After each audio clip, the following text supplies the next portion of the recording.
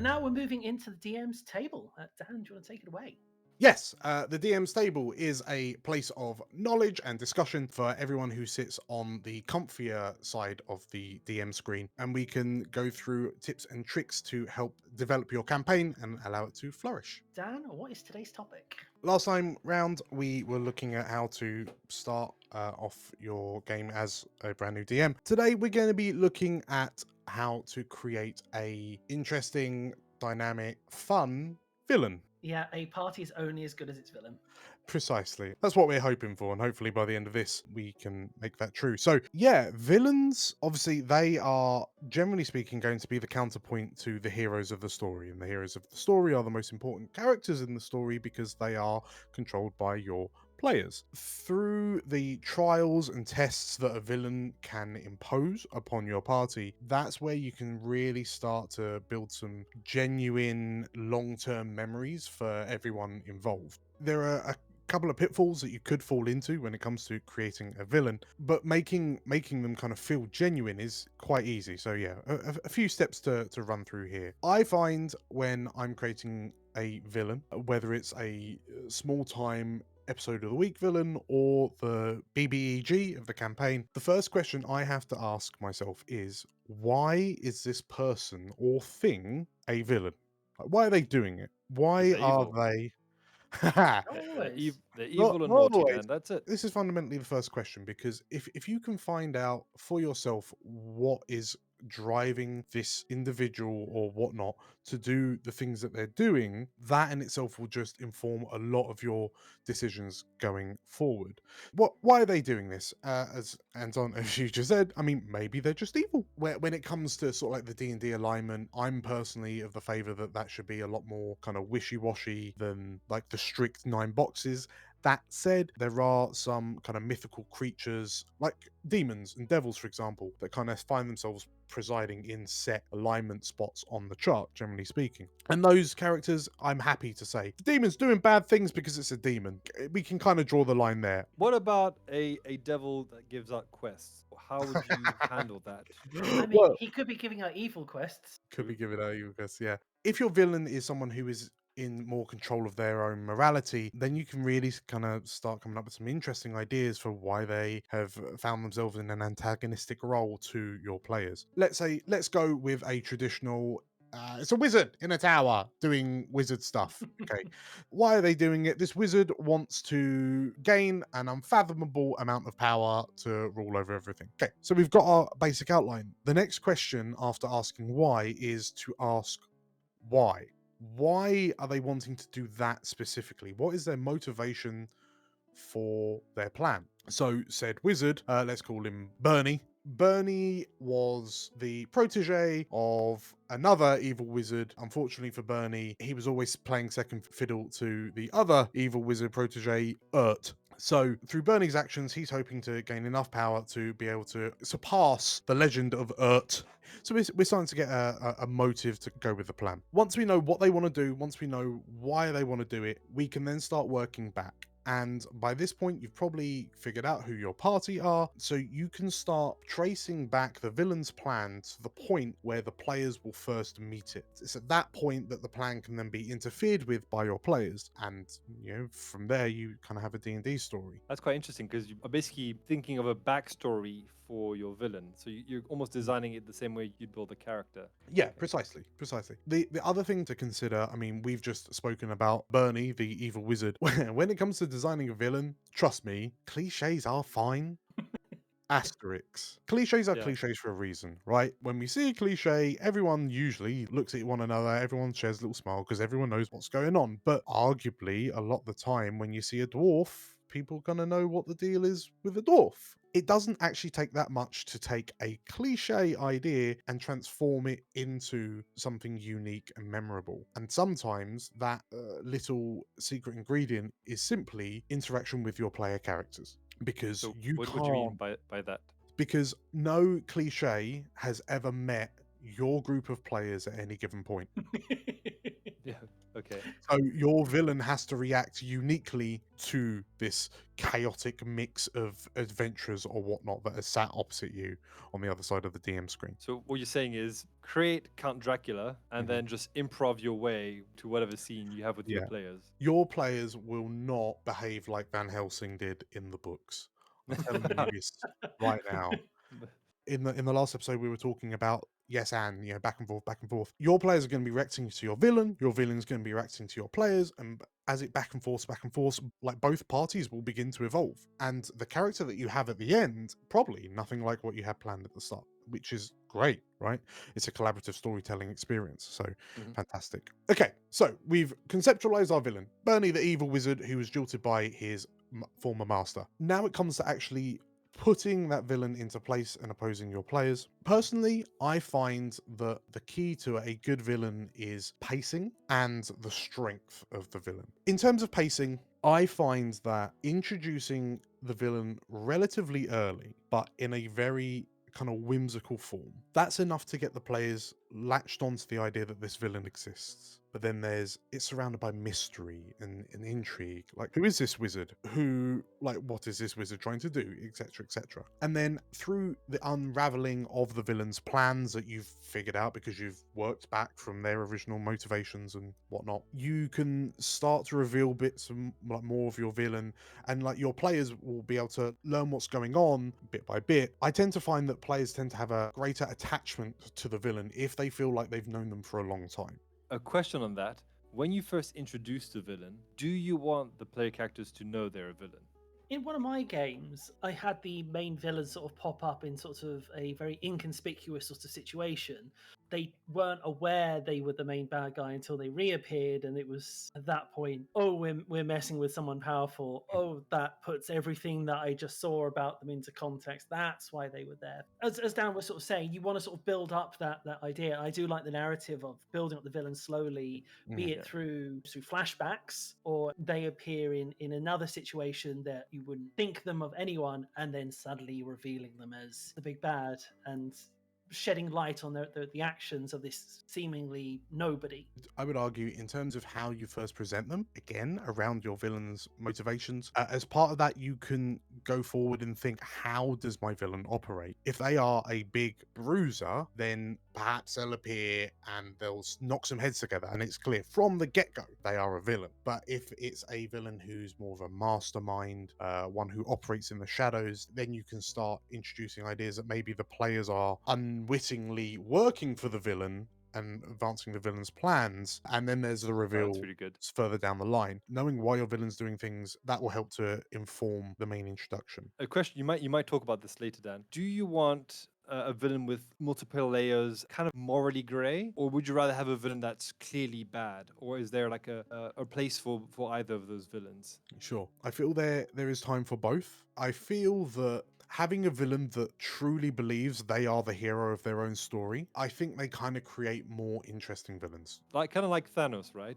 They have a reason why they're evil. It's like there's a big grand plan. I would say if you're going for the Marvel Cinematic Universe, probably the best example of that is Killmonger from Black Panther. In my honest opinion, he is one of the best Marvel villains. He's doing it because he honestly Felt wants wronged. to sort of change the world. He wants to change a wrong he's seen, and he believed that Wakanda was doing nothing. Because Thanos, there is still that grey area with Thanos in the sense of killing half the population isn't exactly the right thing. And again, they kind of just gently disappear into dust. It's fine.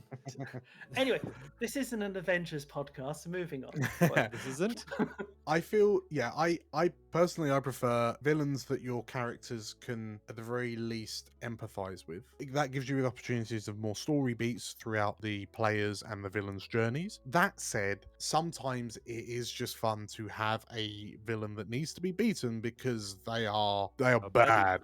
Like so for example, Anton and I, we've played Prince of the Apocalypse by Wizard of the Coast, and like the big villains are the Princes of the Apocalypse. Like, they are elemental overlords, and they are, by their very nature, they are chaotic elemental entities that just want to kind of rewrite the rules of reality and so on and so forth. So, the motivation for the party is we have to stop them. And that's what we fine. should have done is we should have played the campaign as Ganassis, as air, fire, water Ganassis, and you go and fight the Prince of the Apocalypse, and then you end up being buddies. Problem solved. In our Strahd game, your wife will do something like let you play the villain, and you make them so lovable.